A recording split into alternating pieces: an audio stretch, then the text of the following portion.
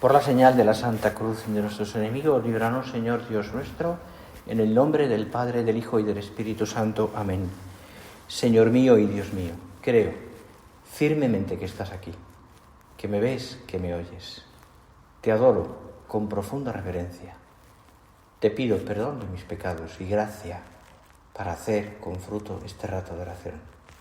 Madre mía Inmaculada, San José mi Padre y Señor, Ángel de mi guarda, interceded por mí.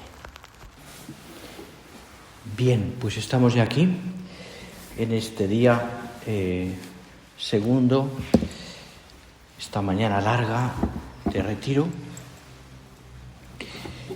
y vamos a intentar, pues, centrarnos mucho en lo que vamos a hacer durante el día, y especialmente pensando, bueno, pues, ahora sí, pensando, bueno, pues que seguramente has dejado tu casa arreglada, y si no, bendito sea Dios. Dios sabe más. Si se quema te llamarán, no te preocupes. Y no creo que pase nada. Tienes unos hijos muy responsables, seguro. Y muy preparados para todo. Bueno, pues vamos a pararnos hoy en este rato de oración, primero del día, en la, bueno, pues, ¿cómo te diría yo? En la parábola esta que es, por antonomasia, la parábola más bonita, que es la parábola de hijo pródigo. Quería hacer algunas reflexiones sobre esa parábola y enmarcarla en el tiempo que estamos, que además es muy propia de ese tiempo también de Cuaresma, y las ideas que podemos transmitir de esto. La parábola se enmarca, la cuenta San Lucas, en un momento en el que el Señor está hablando de alguna manera de explicarles bien la imagen del Señor, de Dios. ¿Por qué? Porque en el fondo aquellos hombres habían aprendido una ley, habían aprendido una religión que era muy legalista, y pensaban y adoraban a un Dios que se manifestaba a través de una ley, simplemente una ley, pero al que, de alguna manera, no era fácil llegar como un Dios de amor. No aparece de esa manera.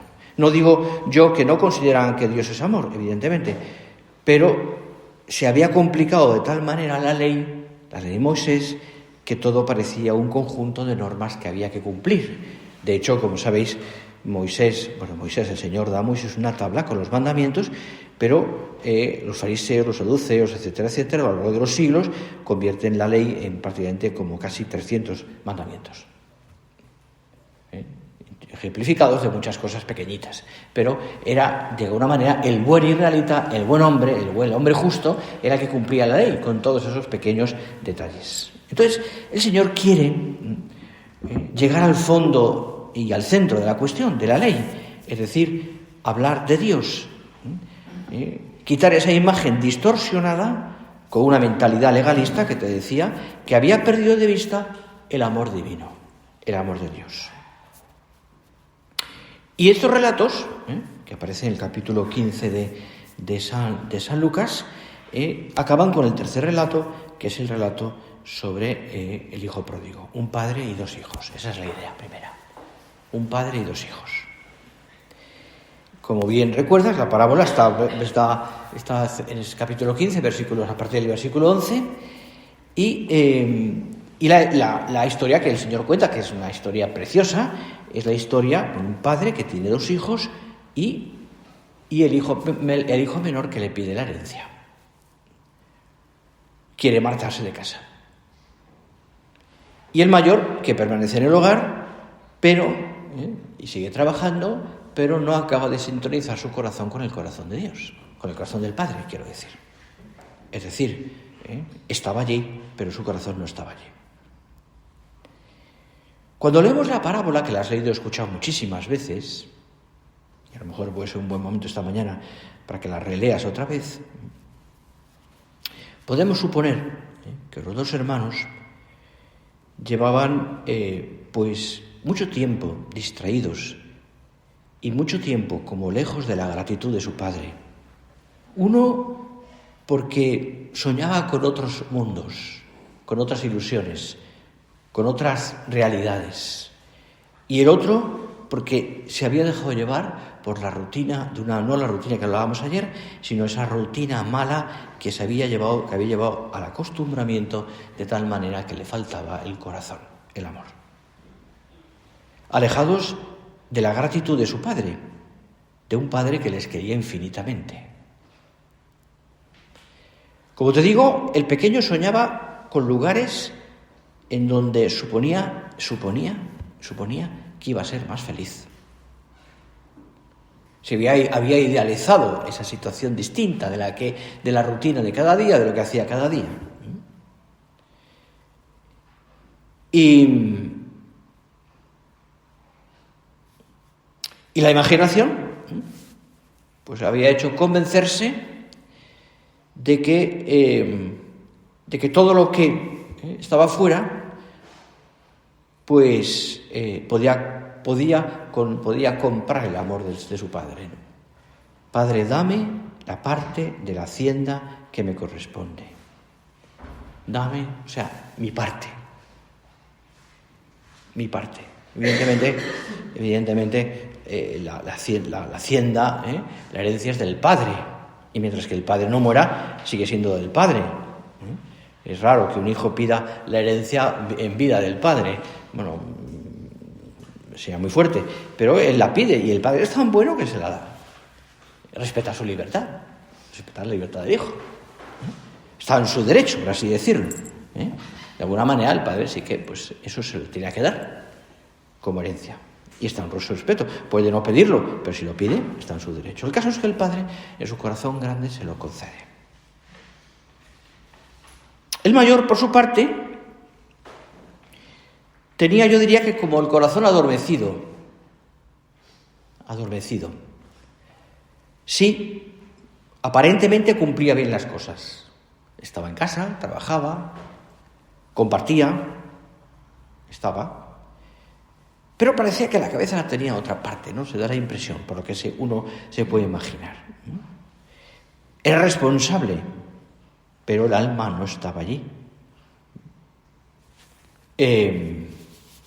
Quizás tenía pues la cabeza y el corazón en otra parte, en cosas que quizás no le llenaban, no acababan de llenar lo que hacía allí.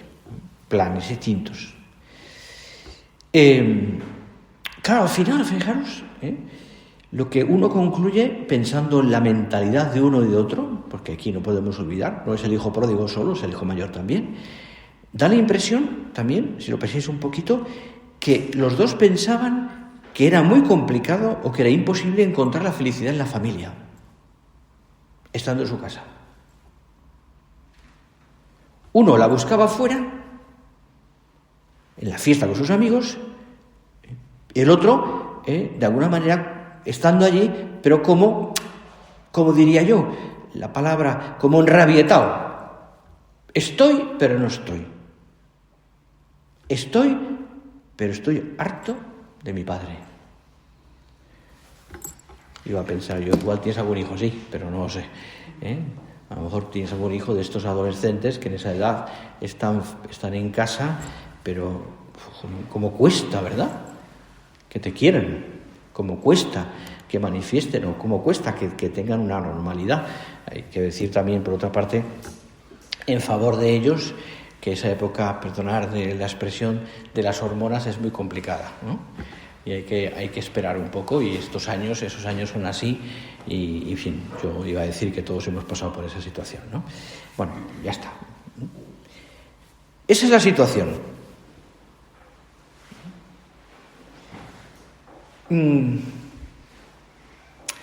Decía Juan Pablo II, comentando esta parábola, que en el fondo todos tenemos dentro de nosotros algo de ambos hermanos. Fijaros que el Señor, cuando explica la parábola, no habla de la edad de cada uno de ellos. Uno mayor y otro menor, pero no dice qué edad, ni cuánto se llevaban. Es quizás el Señor a lo mejor elige el mayor para ilustrar actitudes frecuentes en las personas que llevan mucho tiempo buscando a Dios, pero que no acaban de poner el corazón en Dios, que no acaban de amar al Señor de todo, que han entrado en un ambiente como de tibieza, de asidia o de como queráis llamarle, o sea, una situación en la cual pues, en términos vulgares, ni chicha ni limoná, ni para arriba ni para abajo. Estamos en medio, la tibieza que dice, ¿no?, que es como nada, ¿no? Y es verdad que el padre no podía reprocharle nada al mayor, pero tampoco le debía nada. Y sin embargo, esa actitud del mayor le lleva sobre todo a no ser feliz. Es la situación de una persona que quiere hacer las cosas bien, pero no acaba de hacerlas nunca. Que cede ante presiones o cede ante cosas que le apetecen más. Y no acaba de ser feliz, no acaba de poner el corazón del todo en Dios, no acaba de querer de verdad a los demás.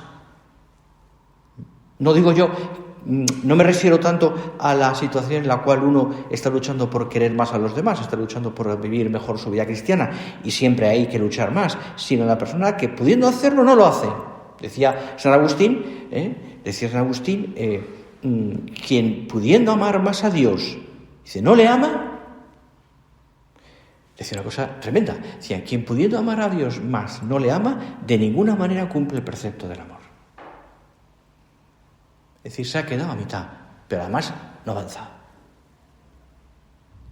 Quien pudiendo amar a Dios más no le ama, no cumple el precepto del amor. Decía, no era feliz. Pues en esa atmósfera, qué difícil es tanto en uno y otro que creciera el amor, que echara sus raíces la ternura, que ambos alcanzaran a ver lo orgulloso que estaba su padre porque eran, no tanto por lo que hacían, que también, sino porque eran sus hijos. Lo orgulloso que está Dios de que tú seas su hija.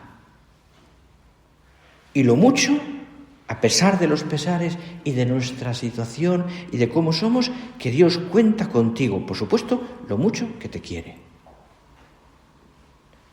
Recuerdo una persona que me decía, después de muchas conversaciones, hace ya muchos años esto, me decía hablando de muchas cosas, me decía, y con serios problemas familiares y esas cosas, ¿no? Pero un día se me ocurrió preguntarle, ¿pero de verdad qué tienes en el corazón? O casi esa pregunta, no sé si lo dice así, o se lo dije diciéndole, ¿qué te pasa realmente? Porque yo no acababa de descubrir qué le pasaba a aquella persona. Y se echó a llorar. Y me dijo, ¿sabe qué me pasa? Pues quizás a lo mejor lo había pensado más ella o él. Lo que me pasa, decía, es que dudo mucho que Dios me pueda querer. Que Dios me pueda querer. Que Dios me pueda querer. Dudo que Dios me quiera, decía. Ahí me quedé impactado, ¿no? Porque en el fondo era el centro de lo que le pasaba realmente. Las circunstancias eran muy diversas, había muchas cosas por detrás, ¿no? Pero en el fondo lo que le estaba pasando era que dudaba por su vida, por lo que le pasaba, por lo que había hecho, por sus pecados, por todo lo que Dios le pudiera querer. ¿Nos puede pasar? ¿Nos puede pasar que pensemos que Dios me puede querer? Radicalmente falso, Radicalmente falso. Es verdad que una persona que llegó a esa conclusión, pues hay que desmontárselo poquito a poquito, ¿no? No basta solamente una apreciación clara, ¿no? Sino que hay que desmontárselo poco a poco y explicarle por qué no es así. No es así. Pero nos puede llegar a pasar algo, si no, sí, algo semejante, ¿no? Es decir, Señor, tantas veces las cosas mal hechas, tantas cosas, tantos defectos que no acabo yo de quitar de mi vida, tantas situaciones personales que yo no acabo de arrancar, y pues sobre todo porque a veces comparamos con los demás y nos parece que los demás son todos perfectos, lo cual no es verdad. No es verdad. Pero nos parece que hay muchas personas que son mucho mejores que nosotros, que seguramente será verdad, pero los comparamos. Los comparamos. Aquellos dos hijos, por tanto, como te decía, habían puesto como un dique al amor. Les costaba reconocer que su padre les quería.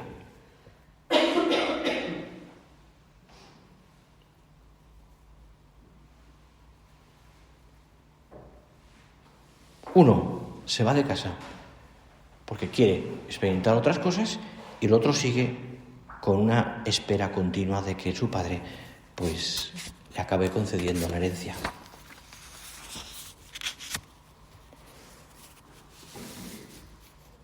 Eran incapaces, como te digo, de atisbar siquiera el corazón de su padre. Quizás incluso podríamos decir que los dos habían convertido el trato con su padre en algo diario, es decir, una cosa más que tenían que hacer. Tenemos nosotros tantas actividades cada día, y muchas y muy buenas, por otra parte, tantas actividades todos los días, que podemos agotar nuestra energía en eso. Incluso en los momentos en que queremos dialogar con el Señor, se convierten en algo más que tengo que hacer, en una tarea más que tengo que hacer, pero ya está. No es que mi vida esté llena de ese querer tratar a Dios, sino que trato a Dios en este rato y sigo. Es decir, tengo tantas cosas que he perdido de alguna manera ese horizonte. O sea, he convertido el trato con Dios, o un plan de vida, o como queréis llamarlo, lo he convertido en mi vida cristiana en unos momentos en los que yo me dedico a Dios, pero el resto del día no es que no quiera a Dios, pero lo que estoy haciendo no me deja tiempo para Dios. Me es imposible tratar a Dios. Me es imposible dedicar un tiempo a la oración. Me es imposible, porque tengo tantas cosas que no me cabe. No me cabe.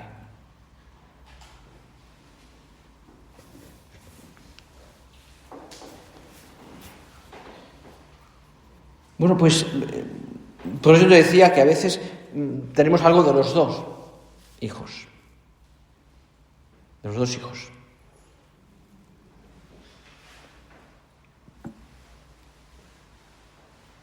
Claro, cuando pasa todo lo que pasa y el pequeño malgasta el dinero, lo vive lujuriosamente y después tiene que cuidar cerdos, que es lo peor que le puede pasar aún más en esta época a un judío, ¿no? Y cuando ni siquiera puede comer lo de los cerdos y llega a una inseguridad total y a una situación de miseria total, lo más bajo, entonces es cuando se acuerda de su padre. Y claro, no se atreve a vivir, porque claro, había vivido toda la vida pues teniendo a su padre al lado, pero no acabando de quererle. Y claro, ¿cómo voy a pedirle ahora, después de haberme ido y después de haberle tratado así, y después de cómo voy a pedirle? Pues movido por el hambre, no por otra cosa en ese momento. Luego reflexiona, pero ¿cómo voy a pedir a mi padre que me coja y me acoja como hijo con todo lo que he hecho? Es decir, lo que os decía antes, ¿cómo puede quererme Dios con todo lo que he hecho? Por eso dice, no me trates como un hijo, trátame como un jornalero, como un servidor. Pero al menos tendré que comer. Y uno no se atreve a pedir nada más que ser jornalero, servidor, y el otro, el mayor, no se siente nunca bien pagado. Pero fijaros, el padre qué bueno es que lo que hace es al pequeño, le hace una fiesta que nunca se había hecho. Al mayor le recuerda que a él en realidad le pertenece todo lo mío es tuyo. A uno le celebra la vuelta, el regreso, la resurrección, y al otro le dice, pero si todo lo mío es tuyo, ¿por qué dudas?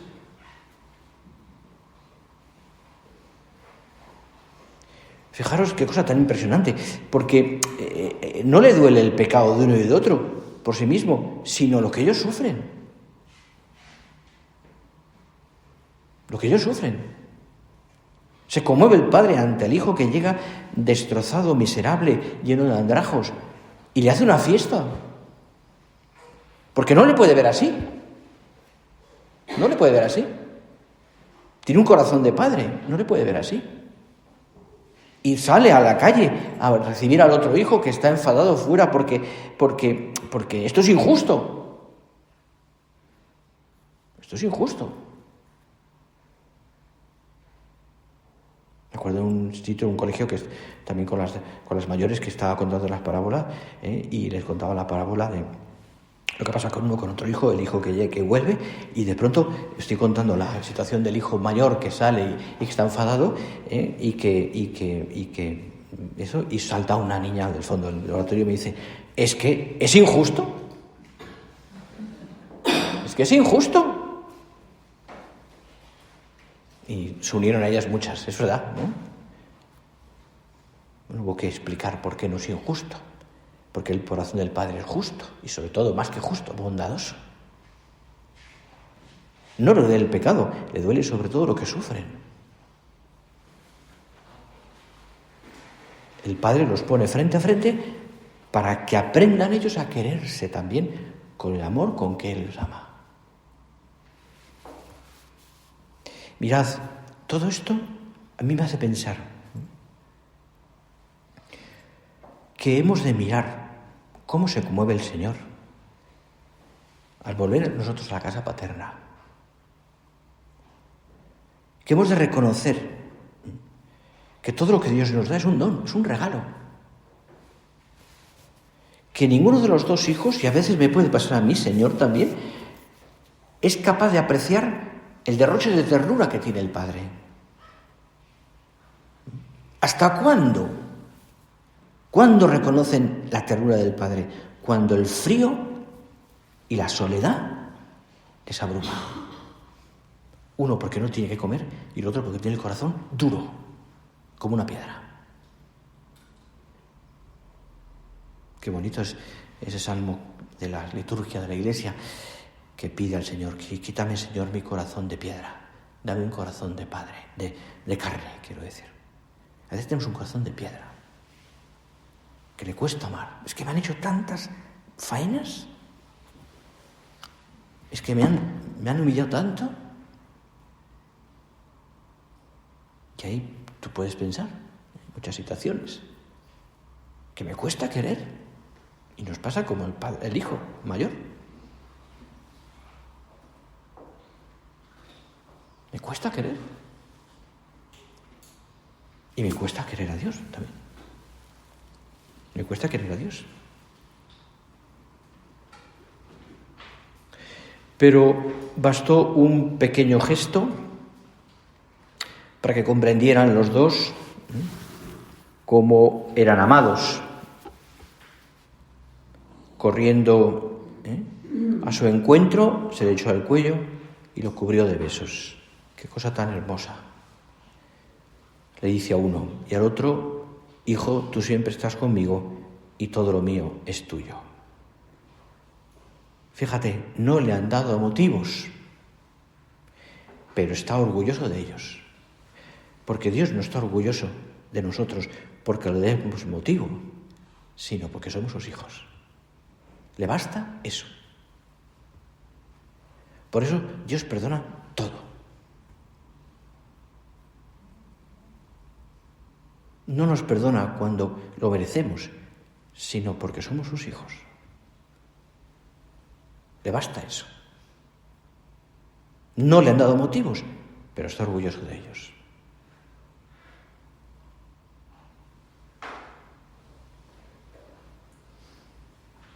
Se plasma también, por tanto, la alegría inmensa del Padre de tenerlos cerca.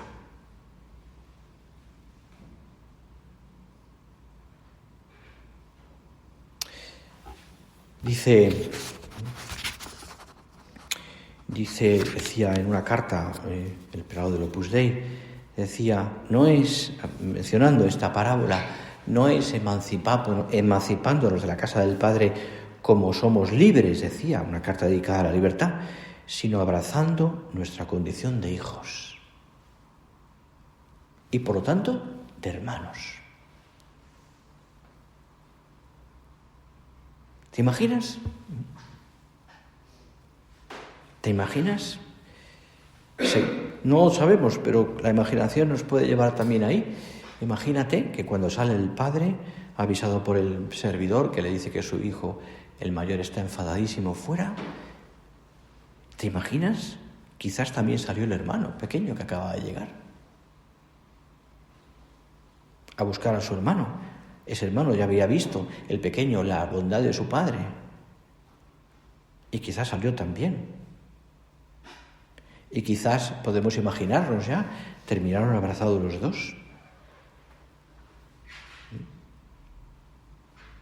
También. Es que la felicidad no sería completa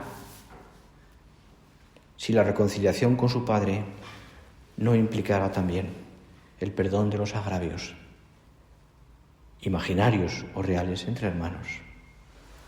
¿Cuántas veces en una familia, y todos tenemos experiencia de eso, los agravios o las situaciones familiares han llevado a no poder tener una separación de hermanos? Y cuando falta el padre o la madre, ¿no? Cuando faltan los padres, a veces es complicadísimo reconciliar esas situaciones. Vamos, la experiencia que tengo es que en muchas familias pasa eso. Pero es que la felicidad no sería completa si no implicara también un quererse entre los hermanos, porque la paternidad lleva siempre a la fraternidad, siempre. Últimamente, decía el Papa Francisco, llevo en el corazón un pensamiento.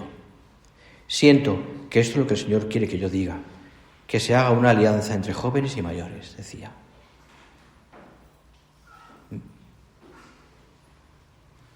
Al menor le costaba comprender el valor de la perseverancia del mayor. Y al mayor le parecía incomprensible la insensatez del menor. Pues les pasa todo lo contrario que a su padre. Al padre, ellos no se entienden, y el padre no entendía su vida sin sus hijos. Sin sus hijos. Le hacían falta a sus hijos. Cada uno con su forma de ser y de querer, con sus errores. Los quería con sus defectos. Así los quiere.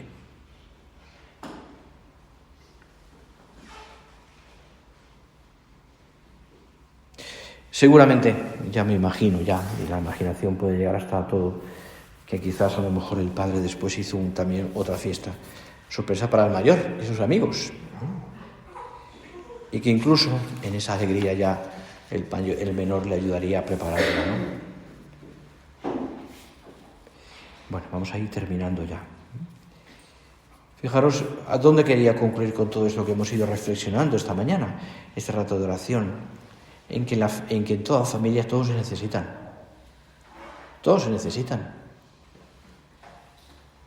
Y seguramente en tu familia tienes situaciones complicadas, a diversos niveles, pero en el fondo todos necesitamos, porque es importantísima la labor de un padre, de un abuelo, de un hijo, de esa necesidad que hay de vivir en familia. Separados, naufragamos. Y los padres sufren. Juntos, somos muy felices. Muy felices. Y cada uno aporta los valores que tiene. Y cada uno también aporta la capacidad de pedir perdón, la capacidad de quererse. Y los dos entienden que la solución que tienen es mirar a su padre, aprender de su padre, quererle con la misma libertad que él les quiere. Así.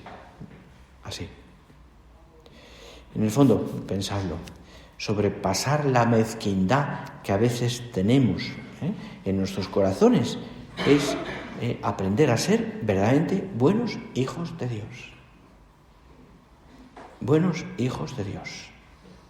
Decía San José María, quizá a veces nos hemos preguntado cómo podemos corresponder a tanto amor de Dios. Quizá hemos deseado ver expuesto claramente un programa de vida cristiana. La solución es fácil y está al alcance de todos los fieles. Participar amorosamente de la Santa Misa. Aprender en la misa a tratar a Dios, porque en este sacrificio se encierra todo lo que el Señor quiere de nosotros. Porque es el sacrificio del amor. Precisamente ahora tendremos la Eucaristía y le pedimos al Señor también esto, que nos enseñe de verdad a tener un corazón grande, a mirar al Padre. No olvides, somos sus hijos. Y por tanto, esa filiación divina, ese ser hijos de Dios, ser buenos hijos de Dios, al menos intentarlo, nos ayuda a cada uno de nosotros a crecer en este amor al Señor que tanto necesitamos.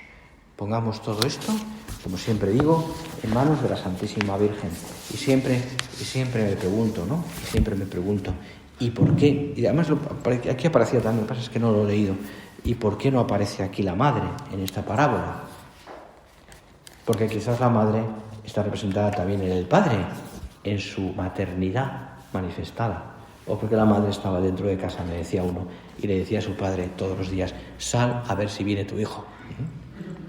No lo sé. El caso es que está implícitamente puesta la madre en el cariño, en la maternidad. Todas lo sabéis muy bien porque sois madres.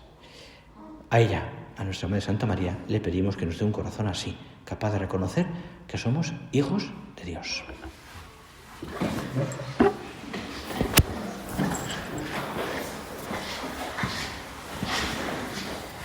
Te doy gracias, Dios mío, por los buenos propósitos, afectos e inspiraciones que me has comunicado en esta meditación. Te pido ayuda para ponerlos por obra, Madre mía Inmaculada.